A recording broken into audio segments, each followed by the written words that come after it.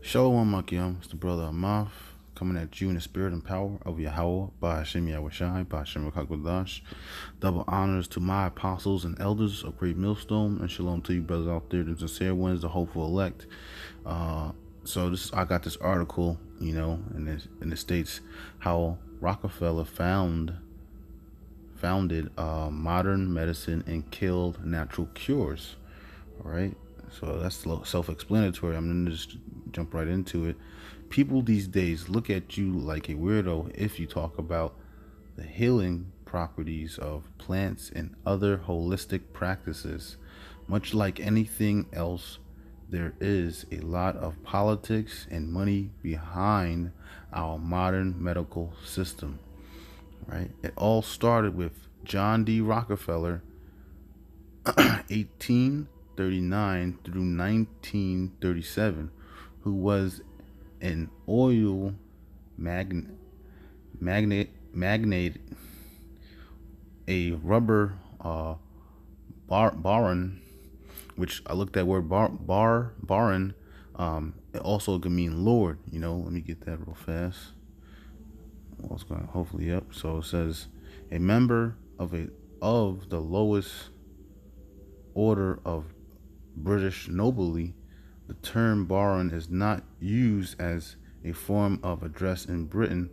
Baron usually being referred to as lord, right? So he was that, and watching this article is going to explain how. Look, there we go, right? So look, I'm gonna continue reading. America's first billionaire and a natural born monopolist, right? So he was born a monopolist. So that's what he did to the oil and the rubber industry, which you need oil to create rubber. And it's going to get into how he was into the chemicals.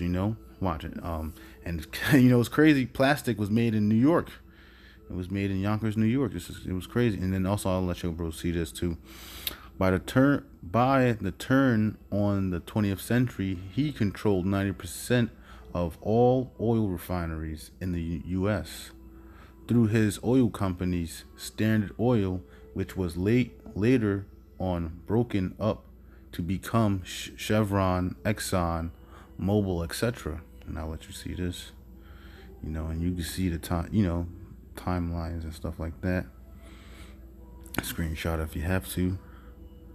And this is all from one person, and he monopolized the oil industry. So all these gas companies, even though they're different, he has it on smash. You see just about a BP, a Mobil, a Exxon, all over the place, a Chevron. So I'll let it back out. All right. Okay. All right. At the same time, around 1900, scientists discovered petrochemicals and the ability to create all kinds of chemicals from oil.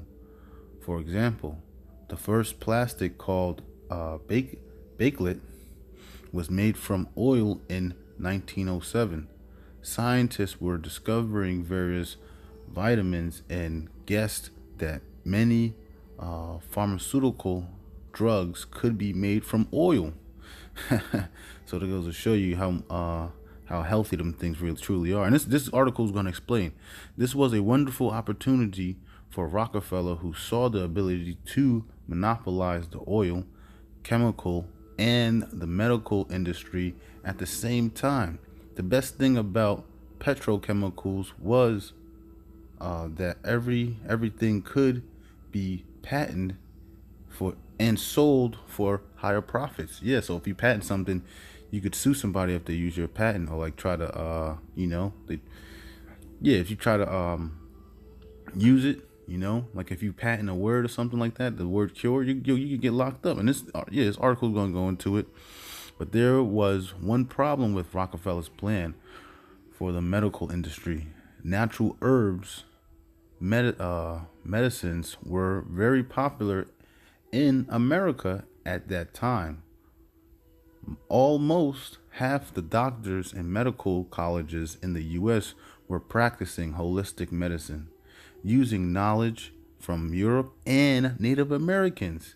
But still to this day, these so-called white people, these Edomites, which that's a real term from the Bible, you know, you look down on Native Americans, Negroes, Latinos, and here the whole time they're helping you create your society better, or really use what they gave you and destroy it, man. Rockefeller and monopolized, had to figure out a way to get rid of the highest competition. So he used the classic strategy of problem, reaction, solution. That is, create a problem and scare people, and then offer a pre-planned solution, similar to terrorism scare, followed by the Patriot Act. Come on, the Patriot Act. Lord's will. I'm gonna get into the Patriot Act in the next video. And he went to his buddy Andrew Carnegie, another plutocrat who made his money from monopolizing the steel industry. The word plutocrat, which means basically they were born into wealth. They were born into monopolizing things. Their family were already in a ruling class mentality, so they passed it on down to their children, and that's how they keep control of the world, keep the people stupid, not letting them know too much of their business or their knowledge, and they keep it all within the family. Who deceived a scam from the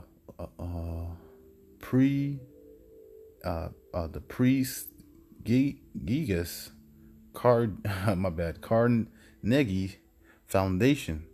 They sent a man named Abraham Flexner to travel around the country and report on the status of medical colleges and hospitals around the country. This led to the Flexner report, which gave birth to the modern medicine as we know it. Needless to say, this report talked about the need for ramping the centralizing our medical institutions. Based on this report, more than half of all medical colleges were soon closed, and that goes to show you like what they're doing today. They create GMOs, and they say, they pollute the air, then they create GMOs. So now they got more GMOs killing people. They want to ramp up more of the drugs. Now they're even saying that there's a need to even create even more genetically modified foods due to the climate. I seen that on Instagram, and I was like, man, these devils, they ain't gonna stop. Homeopathy, Salakia for pronouncing that all messed up, and natural medicine were mocked and demonized. The doctors were even jailed, man. And it goes to show you today, they had to kill that guy, Dr. Sabi. And there was another guy, he got locked up for curing. He cured himself from like cancer or something like that. And then I think he was getting ready to help somebody, and they put him in jail. Salakia, excuse me. Right, so continue reading. To help with this transition to change the minds of the other doctors and scientists, Rockefeller gave more than $100 million to colleges, hospitals, and funded a philanthropic front group called General Education Board, GED. It sounds familiar, right? This is a classic carrot and stick approach. In a very short time, medical colleges were all streamlined to homogeneous homogenized. All the studies were learning. All the students were learning the same thing. The medicine was all about using patent drugs.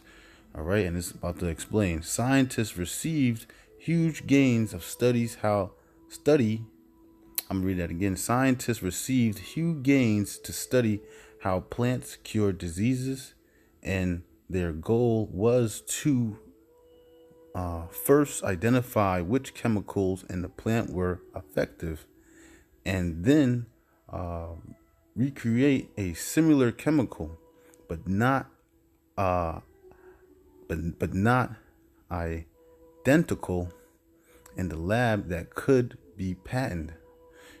So they literally taking chemicals from plants, but not using that plant chemical.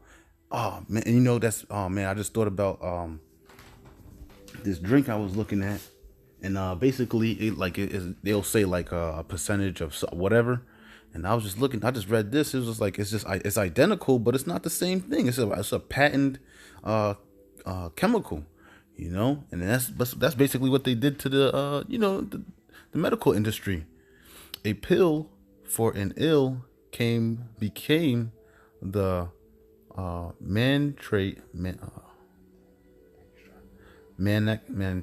damn it, Salakia, mantra for modern medicine. And you thought Koch brothers were evil, right?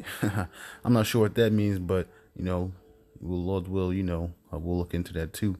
Patriot Act and the Koch brothers were evil. So now we are 100 years later, churning out doctors who know nothing about benefits of nutrition or herbs or any holistic practices. We have an entire society that is enslaved to corporations for its well-being. America spends 15% of its GDP on healthcare, which should be should really be called sick care. It is focused not on cure, but only on symptoms, thus creating repeat customers. This is sick, man. This is sick care, man. There is no cure for cancer, diabetes, autism, asthma, or even flu. Why? Because they creating synthetic drugs to cure you, so-called cure you, just to patch it up and bring your butt back. Why would there be real cures? This is a system found by, I'm not sure how to say that, and protocrats, not by doctors. All right, and I'll put the link in below, but let's get to some scriptures, of course. Oh yeah, and then also I got this other thing I was looking at today, and it was all, this is all tying in together, man. Like Esau is truly the devil. Did I pass it? Psalms, bro. Nah, Job 9. So we passed. Nope, here it comes. Yep, right on time. Job 9. Y'all brothers already know, but hey, man, for the people that don't know, this is truly the devil. Job 9:24. The earth is given into the hand of the wicked. He covereth the faces of the judges thereof. If not, where and who is he? Yeah, if Esau, the so-called white man, is not the devil, where is he? Where and who is he? He has to be somebody. And it has to be the white people, because they're the top leaders of this world. You go to any country, the mass industries, who owns those big buildings, these automakers, who's sitting in the lobbies and creating all these legislations, who's designing these cars, etc. Who's making the biggest business deals. It ain't so-called Negroes, it ain't Latinos nor Native Americans. You might have some Chinese up in there, but they still controlled by the really big guys, the guys that own the countries and whatnot. Let me get Job 29. I'm gonna play this clip. Job 9, 29 and 2. Okay. This is Job 29 and 2. Right. No, my bad. Proverbs.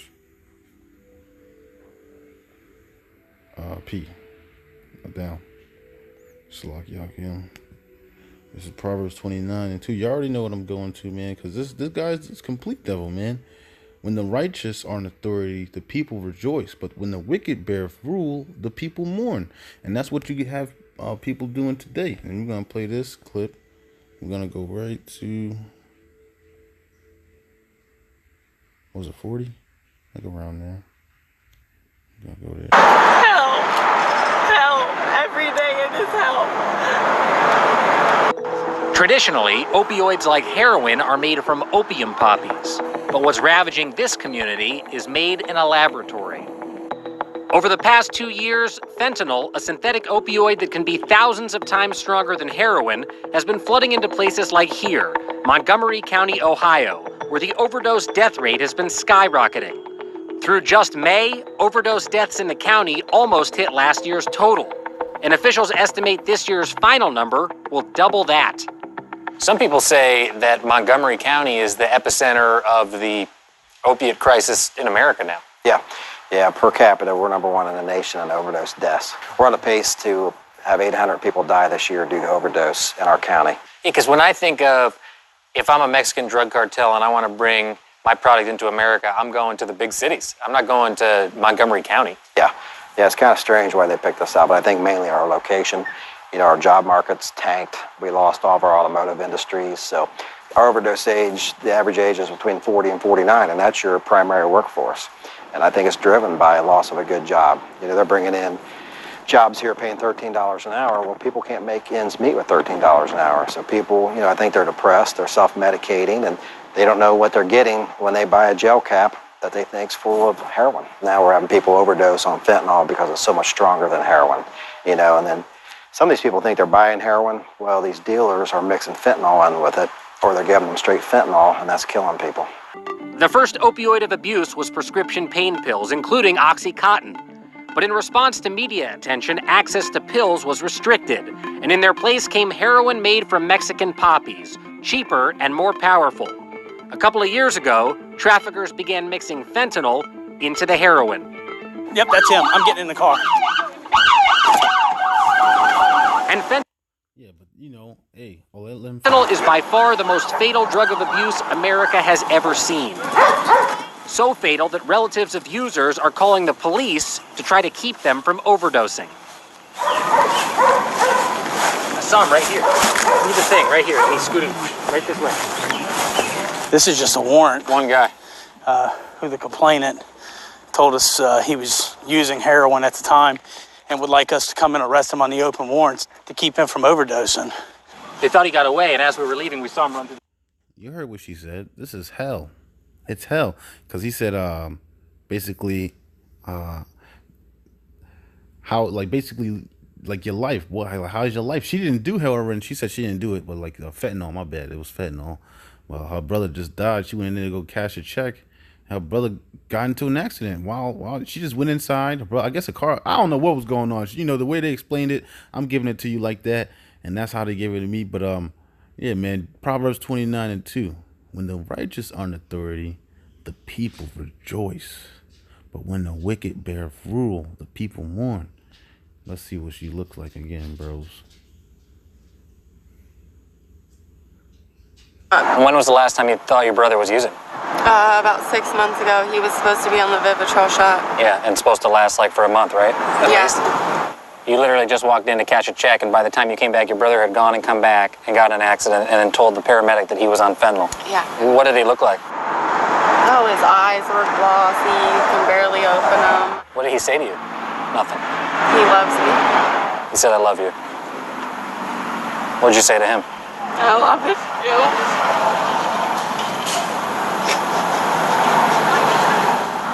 What's it like to go through this? Help! Help! Every day it is help. Traditionally, opioids like Yeah, what's it like to go through this hell? Fucking hell. And that's what we're living in, bros, but, that was about it. Call hello, Yahweh Bashim Yahushai, Bashim Rakakabadash, double honors to Apostle and Elders, Great Millstone. Shalom to you, bro. Stay strong. We almost out this bitch.